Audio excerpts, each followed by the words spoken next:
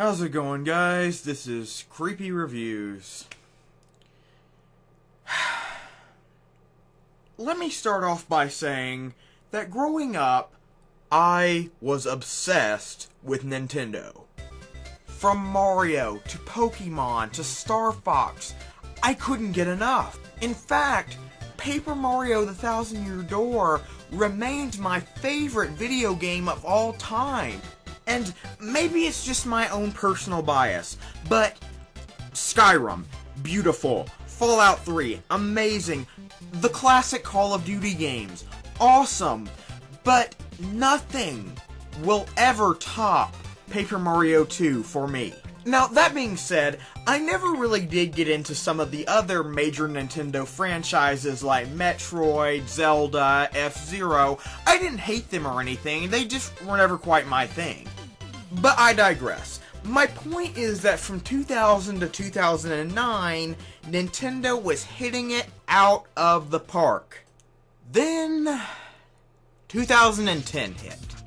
And from that point forward, many of our beloved franchises gave us games that ranged from mediocre to bad to shit.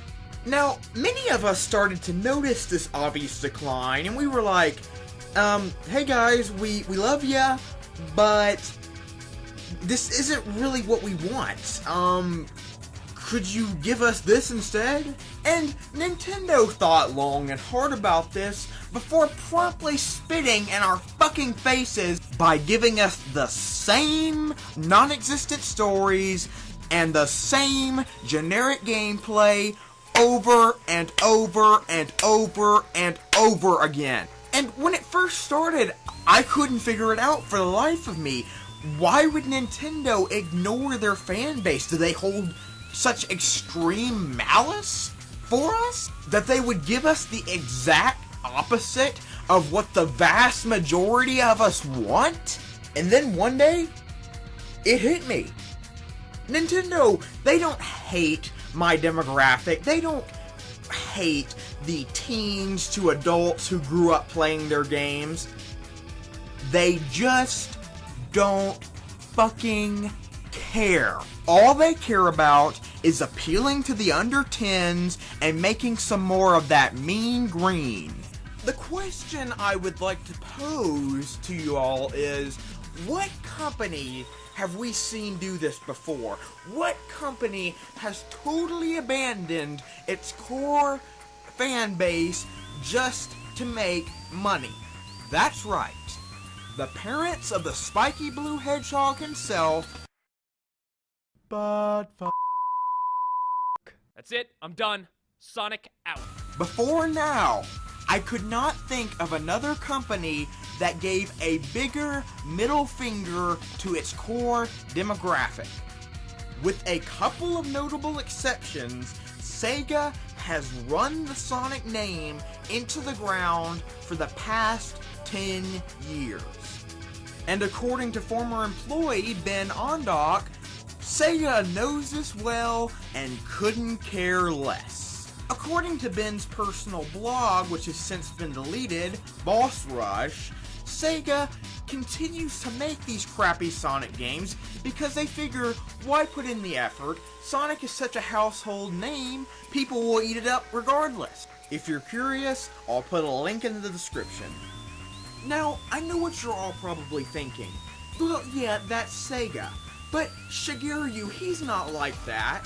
I mean, he loves his creations. Video games are his life. He would never treat the fans that way. You would be surprised. Now, before you all flame me in the comments, keep in mind, I love Shigeru Miyamoto. As I said, I'm a Nintendo kid. He shaped half of my childhood. I can't hate the man. But it's been proven time and time again that beloved creators can lose their touch. For instance, according to a Q&A with the late Satoru Iwata, Kensuke Tanabe revealed that Shigeru had requested that the team behind Sticker Star tone down the story and only use characters from the main Mario games, not introduce new species as the previous games had done, saying, quote-unquote, It's fine without a story, so do we really need one? And, as much as possible, complete it with only characters from the Super Mario world.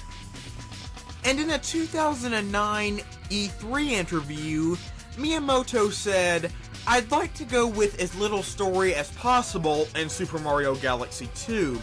I've always felt that the Mario games themselves aren't particularly suited to having a very heavy story."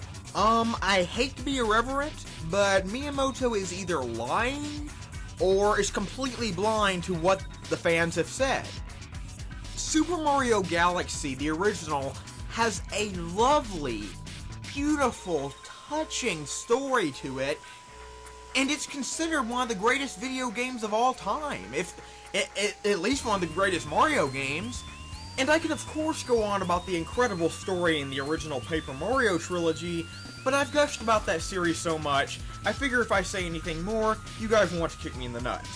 So as I said earlier, the only thing I can rationalize is that Shigeru and possibly others at Nintendo, I'm not placing this solely on him, have abandoned the fans to appeal to children and casual gamers. And don't get me wrong, I have absolutely no problem with children enjoying video games as well. I was in diapers when I first started gaming. I could barely even read when I first got my GBA and GameCube. But the games I loved the most were the ones that didn't look down on me, the ones that weren't pandering, the ones that weren't dumbed down, the games with intelligence, the games that dared to challenge me. And if Nintendo has truly lost sight of what endeared them to not just my generation, but gamers before me, then they are sadly doomed to fail.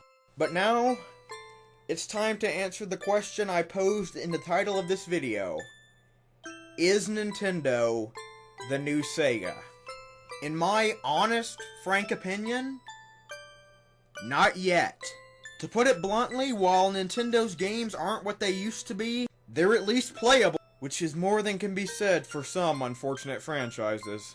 In conclusion, I sincerely hope that Nintendo has realized this dark path they're going down, and that we can look forward to a brighter future. As always, thank you guys for watching, and until next time, this is Creepy Reviews saying, Hasta luego.